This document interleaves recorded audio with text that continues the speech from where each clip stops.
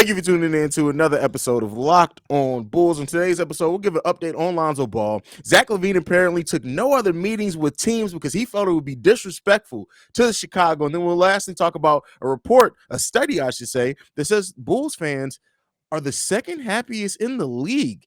Who would have expected that? We'll get into all that and more on today's Locked On Bulls. You are Locked On Bulls, your daily podcast on the Chicago Bulls, part of the Locked On Podcast Network, your team every day.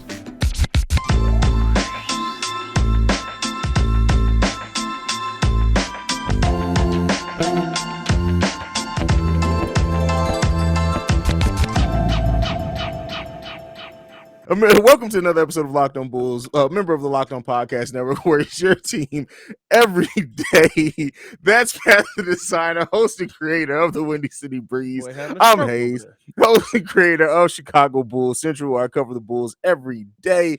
Pat, man, listen, we got some updates that we've been waiting for a while. First up, let's go to Lonzo Ball, man. Lonzo Ball was not really interviewed, but he was stopped by Sam Smith at Summer League.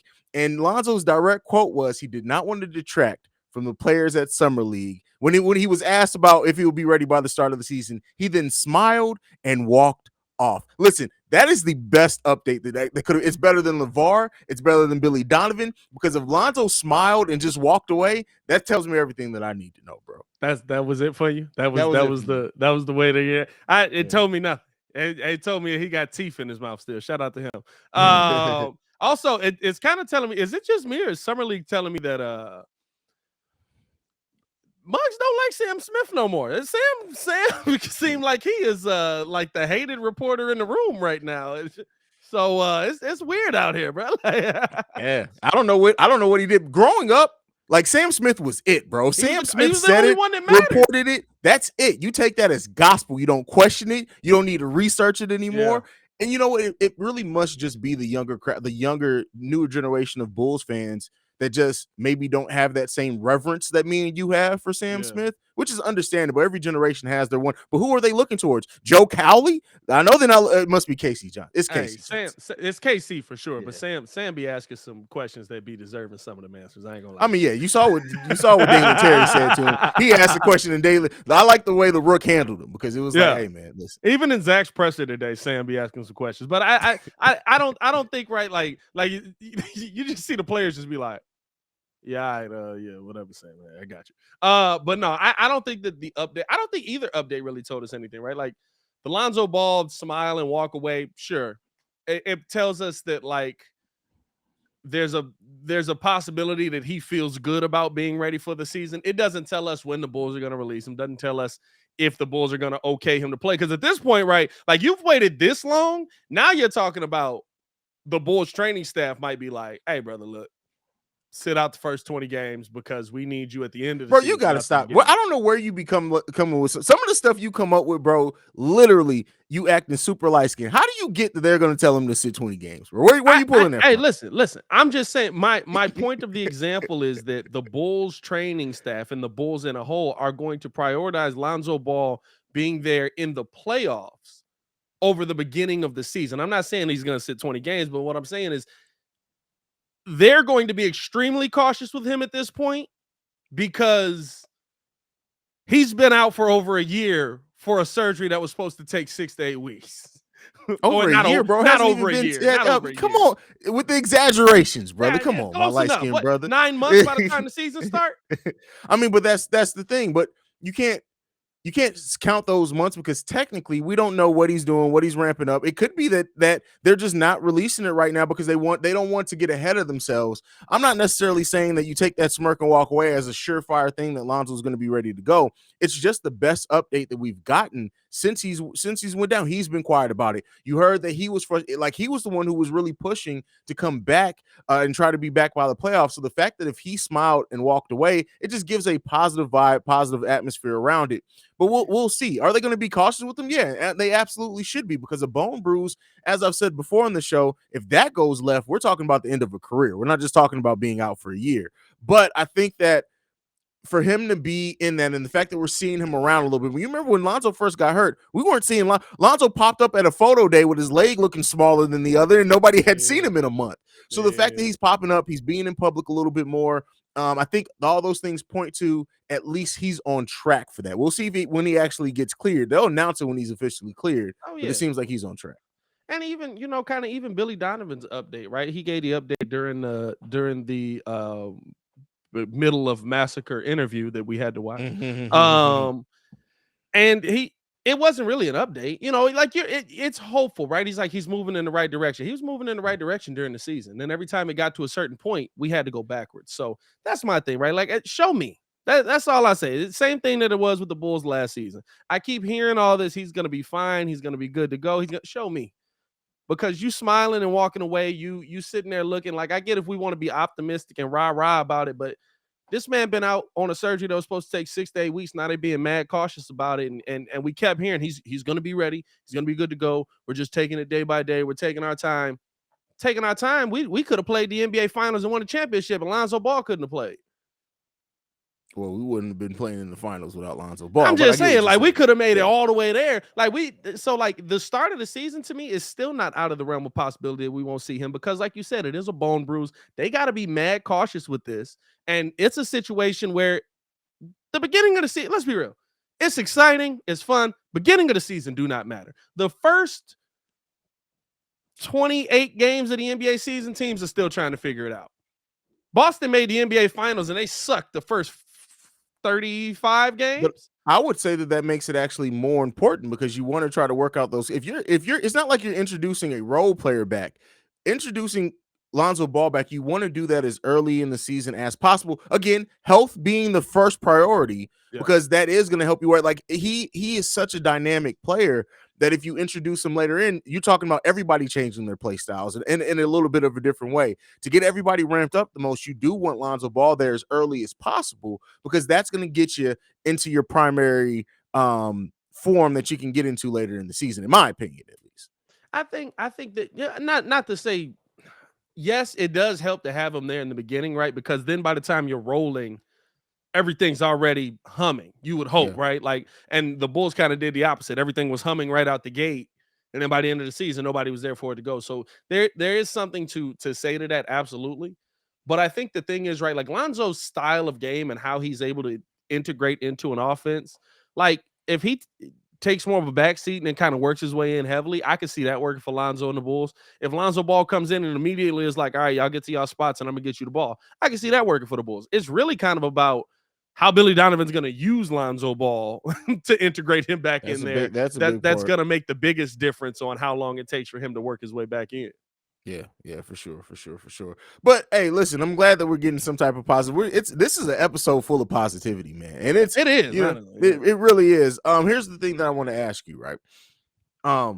Let's say Lonzo, the Bulls are fully ready, fully healthy. Everybody's ready to go by the start of the season. That means Kobe, who wasn't ready at the start of the season. That means P. Will, who was still working himself back even then technically at the start of the season. Then he went down again. Do you think we see a similar start to the season as last year, where the Bulls won the first 7 out the gate last year? Like that, yeah. Do you think they can hit the ground running in that same fashion, or do you think because of the way and how the Bulls kind of got exposed towards the end of the season that they're going to have a more difficult path to kind of get back to that type of winning streak early into the season? Well, I think it depends on the scheduling of it, right? Like the Bulls, let's be real. Our schedule, when we played our first above 500 team, game 9. No, because didn't we play the Nets early in the season? No, I think we played the Knicks first.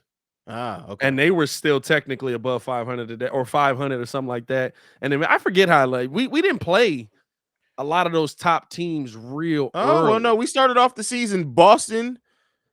Hold on. Okay, first 5 games were Detroit, New Orleans, Detroit again, New York, Utah. But then we went Boston, Philly, Brooklyn, Dallas, Golden State, the Clippers, the Lakers. So, I mean, we didn't maybe the first week of the season, the first 2 weeks of the season.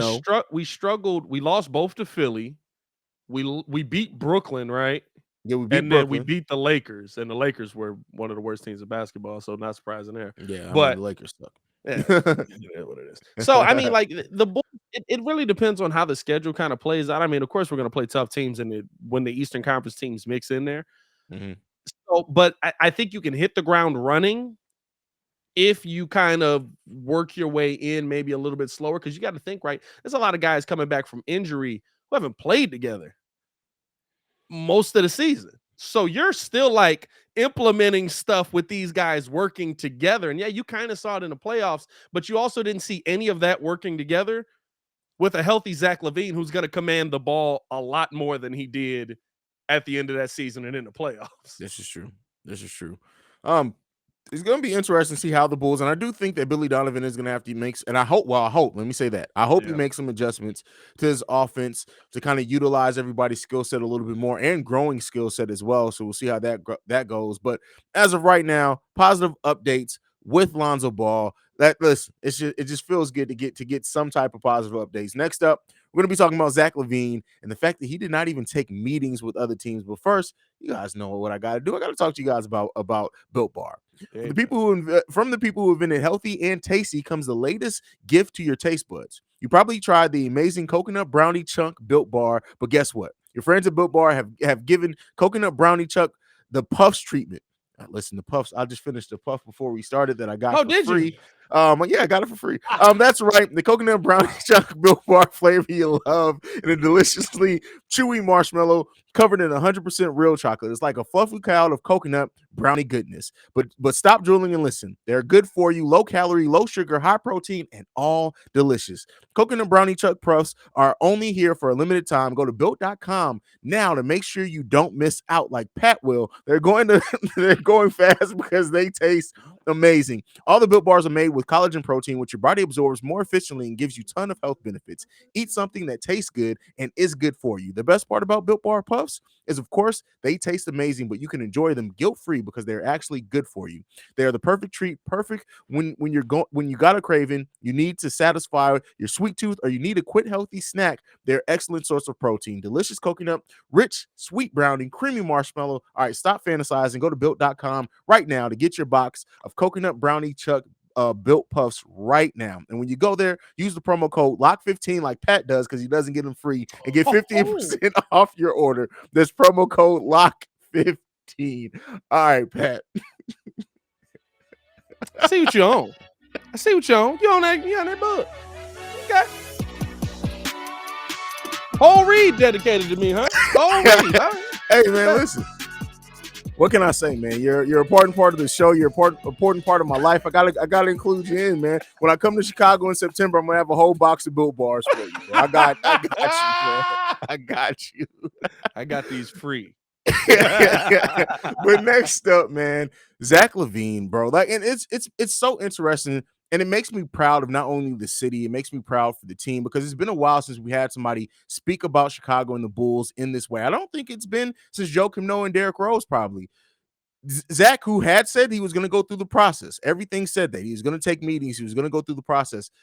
He didn't take a meeting with a single team, and he said that he felt it would have been disrespectful to Chicago. He said his heart is in Chicago. Chicago's his home. He wants to continue building there. How does this make you feel, bro, to hear Zach LaVine talk about the city and the team this way?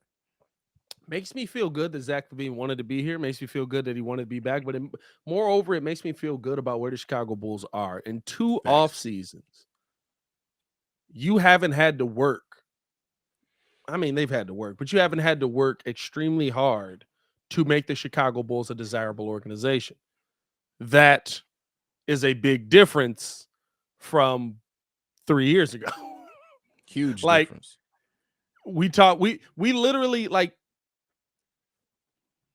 when you would talk about, especially being a Chicago Bulls content creator, free agents coming to Chicago, you always knew that it probably wasn't gonna happen. You always knew that you really didn't have a shot at making it happen. And your only hope was that these young guys panned out.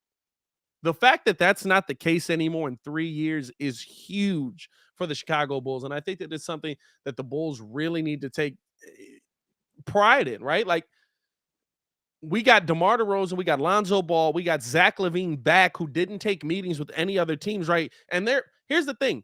you have to think about, we got Zach LaVine back in here. Yes, $215 million.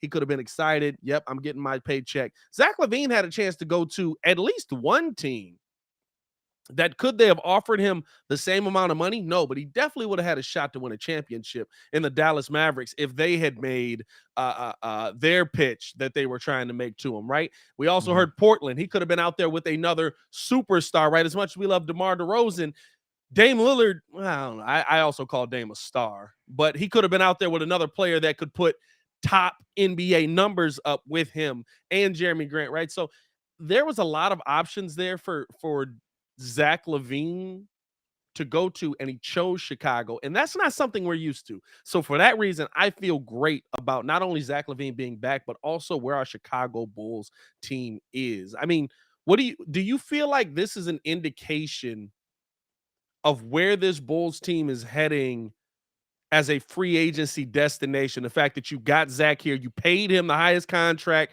in Chicago Bulls history. Now people know you ain't scared to pay people, right? Like, do you feel like now you're talking about a team that's going to be able to be a bigger draw even after DeMar and Vooch and all them are gone? Yeah, I think the way that I look at this is right. It's Chicago actually starting to feel like they're operating like a big market team. And I know there are going to be some people in comments. Well, why didn't we pay the luxury tax? Yeah. Listen, I have a whole breakdown of that over on Chicago Bulls Central. Go check that out. But with that out. being said, having Zach LaVine locked in, having him talk about the city this way, and apparently not having him afraid to recruit. I've talked about it. The Bulls can have up to $30 million in true cap space next season. That's not just the mid-level. 10 million of that is a mid-level exception, but that's true cap space, meaning that they can go after some of the bigger free agents next season. Having Zach LaVine locked in, having DeMar DeRozan, who seemed to love his time here, and speaks very well about the franchise and the team, that thing starts turning around for the Chicago Bulls. And so I do look at this as like it feels like a legitimacy in a way, right? You get a player who is one of the best at his position in the NBA, that just wanted to just be here, man. And that, like, what that does, and I think people that it kind of goes unnoticed sometimes, or it goes understated, like having somebody who just wants to be in your franchise, who's dedicated to it.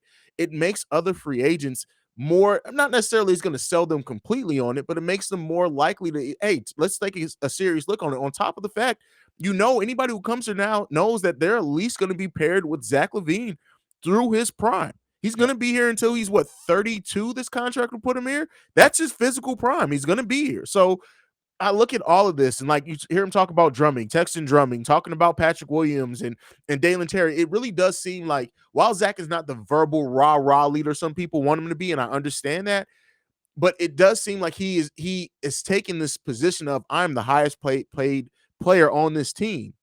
I got to kind of bring these guys along make them feel welcome. And that is going to be that is good culture building for the Chicago Bulls, and the team that we've had a bad culture for so long. It's needed, man. It's needed. Let me ask you this, because I feel like there is of course, a stigma around Billy Donovan that, he hasn't gotten the big job done. He hasn't been able to get a NBA championship out of the guys that he's had, right? Yeah. He hasn't been able to get to an NBA championship either, right? Like, do you feel like, with all the things we've heard about Billy Donovan, even with the Bulls last year, he didn't do this, didn't adjust, the players are unhappy with his coaching style, that Zach LaVine is buying into what Billy is selling, and that's the biggest thing that this team has going for it. I think you said the player. I at least I don't remember reading anything that the players didn't buy into Billy Donovan's playing style, but Zach absolutely does. How Billy was saying, right, like that. I don't know. Buy-in's the wrong word. I should say. I get what you're saying. I get what you're saying. Yeah, I get what you're saying now. But yeah, Zach, the relationship between Zach and Billy Donovan is the relationship you want between your best player and your coach. Now, the thing that remains to be seen is Billy Donovan going to be that coach to really get the Bulls to the next level? But when you look at like Zach LaVine and the number of coaches that he had since he's been here in this time, he had Hoiberg, Boylan. Yep. Was that it? Was there another coach in there? I may be thinking about maybe an intern. He had Thibs an intern for a coach. year. No, he never had Thibs. Yeah, he didn't have Thibs. And so he had Flip, right? Was it Flip Saunders? Flip Saunders? Dad Flip Saunders, over in Minnesota. Yeah, over in Minnesota. Yeah. So yeah, having the tumultuous relationship he had with Boylan, but then it to go back to like having a player's coach here, it just everything that's happened in the last really only 2 years. How far the Bulls have come as an organization in 2 years, and this is Yeah. why I do preach patience. I understand not Yes. just blindly being happy with everything, but like it's been 2 years, and this is a completely different organization than what it was when they Kane Eversley came in. So, 100%. 100%. It's wild to think about. Like it wasn't that long ago, bro. I keep telling myself. I said that in, like both videos I dropped the day over on the breeze. I was like, bro, it wasn't that long ago that like we were the laughing stock of the NBA, and now I look at this team, and I can make a case that we finish top 4 next season. yeah. That's a completely those turnarounds. Like you have to understand, those turnarounds don't happen in the NBA. That's an NFL thing. Yeah. That like a 2-year turn, and really, let's be clear here. It was really 18 months. Yeah.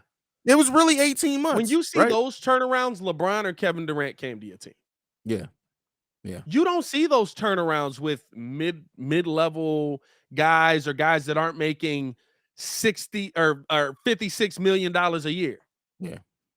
So hats off to AK, hats off to Billy, everything that they've done, man. The fact that we got a real head coach in here and not just a retread from the previous staff or a first-time head coach trying to figure it out. I'll take it, brother. I'll take it. All right. Next up, we're going to be talking about the Bull. We don't have ad read. Let's go. Yeah, ain't no ad read. Just go into it. Yeah, let's get into it. Next up, last segment of the day, and this completely surprised me. This is one of the things that I think, as content creators, especially, you live mostly on the internet, and it really brings home the point that it's a vocal but very small community on the internet that's outraged. The Bulls fan base ranked second happiest in the league, brother, by olbg.com. I don't know, never heard of them before, but that I don't get shocked very often, bro. Like, I don't use the word shocked very often. I was completely shocked by seeing that, bro. I expected them to be towards the end, but again, it shows you just how sometimes we have to step back from what we do here as content creators and realize, like, yeah, we deal with some crazy people here in the comments, but it's a very small portion of the community. What did you think you're seeing this, brother? I want to call cap, but I also want to believe that there's more of us that are glass half full than glass half empty on this Chicago Bulls team. Mm-hmm. But I'm also on Twitter, so I kind of see a large part of the community, part of the community over there. And I'll tell you this: the trade Vooch rumbles were strong during the season, bro. Literally, Vooch would have a 30.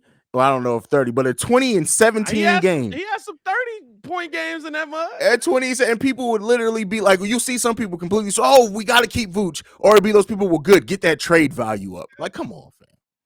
Bro, when I tell you, I literally, I feel like, right, like glad that are excited about the Bulls, because I think when you think about it, right, when you're talking about the Chicago Bulls fan base, and I don't know how they're quantifying this, I'm just assuming this is what it is, right? The fan base is probably people that went through the dark days. Your fan base is people that watched 22 wins. Your fan base is people that sat there and tried to sit through the Chicago Bulls games where it was Cameron or Campaign. I almost called him. He is Cameron, but Campaign, Paul Zipser, Cristiano Felicio. Yeah, I mean, like no PTSD in the third segment, but like that's your fan base, right? So like I can see why we're the second happiest fan base based on what I don't know how they're measuring this, right? If it's a smile factor at the game or not, but I can see why we would be ranked as that, because like we said, we were the gutter. Like we weren't in the trash. We were the dumpster that you put to the hold trash all the in. trash. Yeah, bro. So looking at this top 10, so Memphis Grizzlies number 1, Chicago Bulls number 2, Miami Heat number 3. I understand all that. Golden State number 4. How the heck did the Sacramento King are number 5 of Happiest fan? But you are the most inept franchise in the NBA. Now, here's the thing. Does it take into account where you live? Because Miami really don't have a fan base, but they always happy because it's Miami. Sacramento is nice year round. Bro, like, but my thing is like, what are you happy about? What are you happy about? Like, what are you happy about? Maybe it's a recent poll, right? It's a just now happening. Maybe they're happy, right? Because think about it, right? Like, we had hope when Jim first came. Like, they got a coaching change. They got DeMontis Sabonis. They've got De'Aaron Fox. They've got some pieces there that are interesting. You know what? No, I got it. The thing that the reason why they're happy is because they stress you, because they know for a fact no matter what they do, their team's going to suck. So why, like, what, like, accepted you're stress free, like, just accepted it. Yeah, hey, how the Kings doing this shit? Nah. Listen. They just claim the LA Kings. They don't even talk about the Sacramento That's Kings. funny. That's funny. Maybe that's what they thought they were voting on. And then to round out the top 10. Wait a minute, can I change my vote? Not Sacramento. I thought you meant LA. Then to round out the top 10 Denver Nuggets, I understand that. Cleveland Cavaliers, again, you live in Cleveland. What are you happy about? I don't know. Los Angeles Lakers, I have no idea where they live in LA. Milwaukee Bucks, that makes sense. And Los Angeles Clippers. Everything makes sense on this list, but the Cavaliers and the Sacramento, what are you guys happy about? I mean, like, you can't even give them. Nice, bro. Huh? Sacramento's nice. Okay, you can't say that about Cleveland. Is the worst city in the country. No, Detroit. Then it's Cleveland. Yeah, I was gonna say, well, Detroit. Well, it might be Cleveland because technically Detroit's not a city. This is true. Detroit is the armpit of the Midwest. It's a municipality, but like a village. Like parts of Cleveland look like Iraq. What are you guys happy about? Yeah, and y'all call Chicago Chirac. I don't know. I ain't gonna go that far, but Jesus, like your beef with Cleveland runs deep, bro. You really hate ride the city for of Cleveland. No, listen, bro, it's funny. It has nothing to do with Joakim, though. Like, literally, bro, I went to Cleveland one time and I literally felt like the cloud of depression that as soon as I passed city limits, like it made me never want to go there again, bro. Like, Cleveland is literally the worst city in the country. Hey, I will say this. I went to Cleveland for the All-Star game. And when the city shut down at 10 p.m., I was like, what's going on? What are y'all doing? The All-Star game's here this weekend. Oh, yeah. You're closing at 10 during All-Star weekend. That should tell you everything you need to know about the city. They literally were like, it's Sunday. I said, the All-Star game don't end till 11. like, I get it Sunday, but like the game is currently on. Bro, it makes no sense, man. It literally makes no sense. Like, the city of Cleveland is literally, you know what, let me stop, because I'm sure we got some people in Cleveland. It is what it is, man. Listen, y'all team suck, y'all city sucks. It is what it is. Yeah, they got the Hall of Fame. Well, no, that's Canton. Canton got the Hall of Fame. Please. The other parts of the state of Ohio is generally cool. You want to stay away from Cleveland. That's all I'm gonna say. Just the Chicago Beef Podcast. The Chicago Beef. Welcome into Italian beef. You want yours with giardiniera, dipped. Man, listen, I can't wait to hit Portillo's when I'm in Chicago in September, bro. Like, that's... You know they sell those, bro. This has gone off the rails. You know they sell those where you can send them. I know. Like, I don't know. I need it fresh. I need it there sitting. I need to be in Portillo's sitting down. As long as it's not Cleveland. As long as it's not. Listen, now here's the question. Here's the question for you. The question for you. If they open a Portillo's in Cleveland and it's the only one in Ohio, no, bro. Really? Somebody could tell me right now that it will guarantee the Chicago Bulls will win title number 7 if I stayed in Cleveland for a week. I'm saying no. We don't need the title that bad. I'm not taking it for the team, bro. I'm not taking it for the team. Come on, bro. No. Come on, bro. No. You're not. I'm not doing it. Really? I'm not doing it, bro. What if we put you up in their finest Motel 6?